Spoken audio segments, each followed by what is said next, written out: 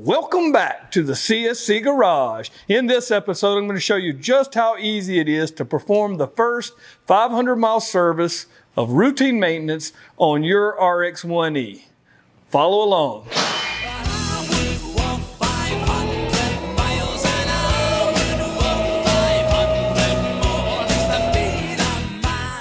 One of the many great qualities of owning an electric motorcycle is the ease of maintenance. There is periodic maintenance that needs to be taken care of. A lot of the things that we're going to be doing are inspections. We're performing the first 500-mile service based on the owner's manual, which can be downloaded from the link below, which is through our website. We're going to go through this checklist. Maybe some adjustments need to be made. Primarily though, we're going to be doing inspections. So our very first inspection is going to be of the control cable, the throttle cable. These throttle cables are adjustable, and in a future video we're going to show how to actually change and service this cable. If you do service it, you're most likely just adding some lubricant inside it, which would require the switch housing be opened up so that you have access to the cable. And I like to use just a dry slide lubricant for this. It's easy, it's not messy, doesn't take much. You want some free play in that throttle, so that's one thing you're looking for. You don't want it to be too tight, and in fact, on the RX1E, if it's pulled too taut, if I adjust this out until there's no play, I'm actually going to get an error code on my dash because the sensor can't pick up the correct amount of tension. So I do want to make sure I leave some play in there, and then I can use an 8 and a 10mm wrench to lock that down right where I want it to be. And just slide the rubber boot back over. The next check is going to be to the brake levers. We'll first look at the hand lever, which is an adjustable lever, one of the cool features on the RX1E. It's also easy to remove that lever. If you needed to change it out, there's a 10mm nut and then the flathead. You remove the nut, unscrew the top screw with a flathead screwdriver, and the lever itself will come out. Part of our maintenance is just to inspect it, make sure there's no damage, make sure it's operating smoothly. I might even apply a little bit of lubricant. I can use a spray lubricant, a dab will do you. Work that in. Or if you really want to get down to it, you can remove the lever, and then that screw serves as the shaft for it. It's pivoting on that. You could just use some all-purpose grease on that shaft. It's even a little bit neater and will probably last longer. On the foot lever for the rear brake, there are a couple of pivot points. You've got one here, the first pivot, and then also this pin going through that leads to the master cylinder. Just going to give a quick little lubrication to those, inspect things, make sure there's no brake fluid leaking. If anything, you could put a wrench and check the torque values on your brake lines. Most likely they haven't changed. Okay, next thing we want to look at are the brakes themselves, the caliper, also the disc. We want to feel the disc, make sure there's no grooves or scarring on the disc. Make sure there's no oil on the disc, make sure it's clean. You could even clean it at this point with some brake cleaner or parts cleaner. If you've watched our other video on the front wheel removal, you'll see easily how to take off the front caliper if you needed to inspect it. But also you can use a flashlight and look down and kind of see where your brake pads are at this point. Make sure that they're wearing in nicely, no gouges, no destroyed areas on them. And of course the rear brake, we want to look at the same components, the disc, clean the disc if needed, caliper. We can easily see the pads right here. Check for wear, check for excessive wear, check for damage. Just like the front, the rear has an ABS sensor on it, and that's held on by a 10mm screw. So we can check those. Just put some tension on it, make sure it's got a nice torque. You don't want that backing out or you'll lose signal to the speedometer as well as the ABS system. Don't crank down on this. This is a small screw, so you don't want to shear it off or strip the threads, but just making sure that that's firmly secure and fastened. One other thing you can do is clean your brake calipers. The best way to do it is with mild soap and water. You could also take compressed air and blow in there, get all the dust out. However, if you do, make sure you have on a mask and protection over your eyes. The next item on the list is the battery, and there's not a lot to do with the battery. You want to make sure that it's clean, the surface is clean. You want to make sure you've gone through the proper charging cycles. We always recommend going through some deep cycles of charge when you first get your motorcycle. And periodically throughout the year, it's not a bad thing to drain it down completely and charge it back up fully. If you ever store the bike, you want to be somewhere around 60% in the state of charge. However, you would want to inspect this charging port. And if you see any sign of corrosion or debris or dirt, make sure you use an electric cleaner, some type of a contact cleaner. You can spray directly in there with such a cleaner. Dielectrode grease can also be used just to help prevent corrosion, especially if you're in a humid climate. And the next items on our list are the lights. So we're going to go ahead and turn the motorcycle on, verify that the headlight's on. At this time, we can check for high beam, both the passing lamp switch and the high-low beam switch. We're going to check our turn signals, right front and rear, left front and rear. We want to check the brake lights, front brake light, rear brake light, make sure the tail light is on, and also the license plate light.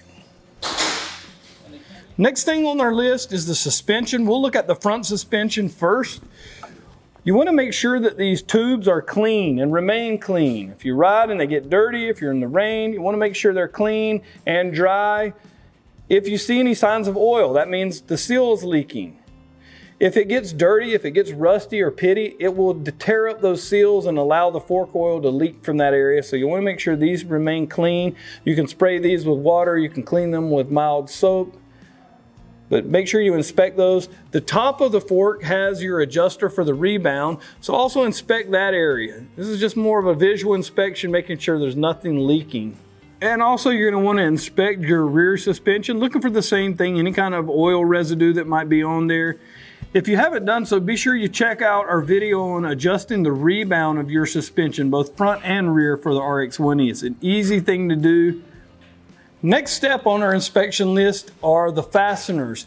There are tons of fasteners all over this motorcycle, but it only requires a few tools to do a check on them. Mainly you're checking for torque, making sure they're fastened correctly and securely. Things like your clamps on your handlebars, 8mm. You just use an 8mm socket.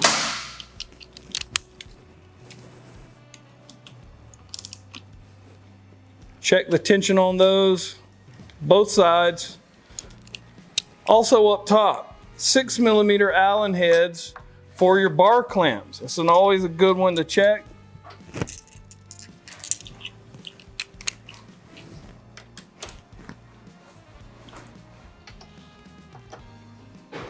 The other Allen screw that's common along this bike is the 5mm. You've got two 5mm here, all of your windshield mounts. Again, you don't want to over tighten things, you don't want to crack any plastic on it, but making sure things are snug and fitted is always a great practice. 14mm, you can check your brake caliper mounts.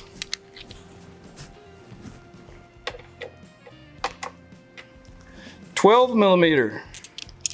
Most of the hardware holding the crash bars and racks on this motorcycle are 12mm.